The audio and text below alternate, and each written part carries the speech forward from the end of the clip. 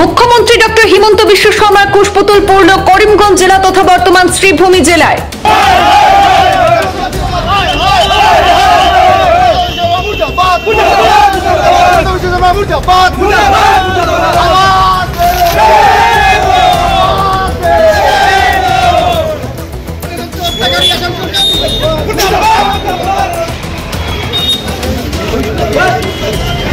গুয়াহাটিতে কংগ্রেসের রাজভবন চলো অভিযানে আইনজীবী মৃদুল ইসলামের মৃত্যুর ঘটনার তীব্র প্রতিবাদ করল জেলা এনএসইউআই।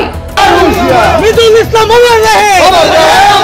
গণতন্ত্র হত্যা করা মানছি না, মানব না। রাজভবন চলো অভিযানে কংগ্রেসীদের বাধা পুলিশের প্রতিবাদী বিক্ষোভে অংশগ্রহণকারী কংগ্রেস কর্মীদের পুলিশের সঙ্গে বিক্ষোভকারীদের ধাওয়া পাল্টা ধাওয়ার ঘটনায় কংগ্রেসের লিগ্যাল সেলের আইনজীবী মৃদুল ইসলামের মৃত্যু ঘটে। আর এই ঘটনার প্রতিবাদে আঁচ লাগলো সীমান্ত জেলা করিমগঞ্জ তথা বর্তমান শ্রীভূমি জেলাতেও। মুখ্যমন্ত্রী কুশপুতুল পড়িয়ে তীব্র প্রতিবাদ সাব্যস্ত করল কংগ্রেসের ছাত্র শাখা এনএসইউআই।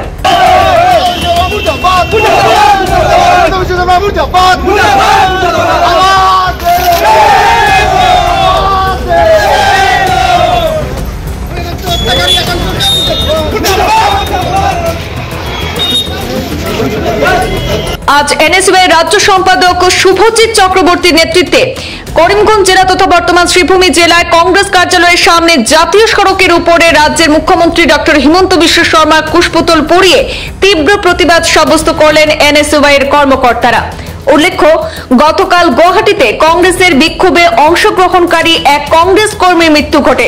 কংগ্রেসের রাজভবন চলো কার্যসূচিতে অংশ নেওয়ার সময় মৃদুল ইসলাম নামে এক আইনজীবী মারা গিয়েছেন।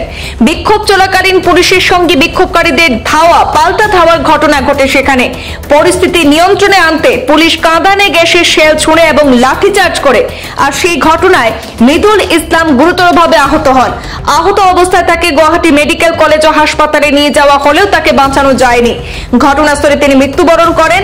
আর এই ঘটনার রেশ এবার এসে পড়ল করিমগঞ্জ জেলা তথা বর্তমান শ্রীভূমি জেলাতেও।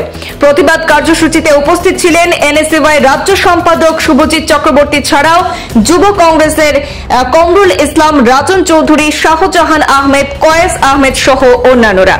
এবং এনএসইউআই পক্ষ থেকে আজ আমরা একটা প্রতিবাদী কর্মসূচি হাতে নিয়েছি।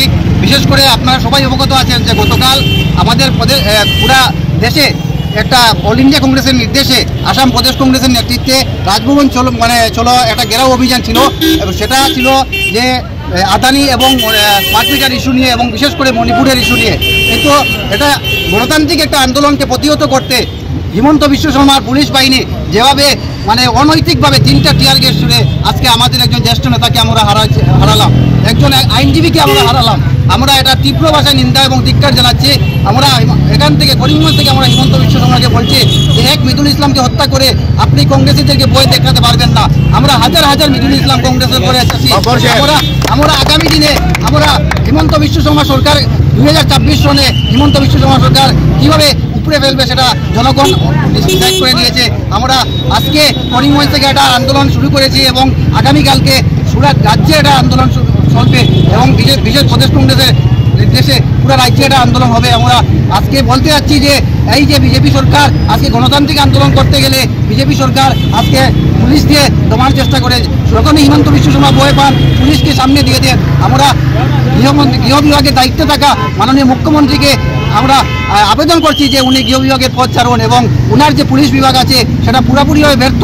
আমরা দাবি রাখছি যে উনি প্রকাশ্যে ক্ষমা চাইতে হবে এবং আগামী দিনে এটার বিচার যদি না হয়, এটা যদি ন্যায়িক তদন্ত যদি না হয়, তা আমরা পুরো রাজ্য জুড়ে আমরা বৃহৎ আন্দোলন দেশ জুড়ে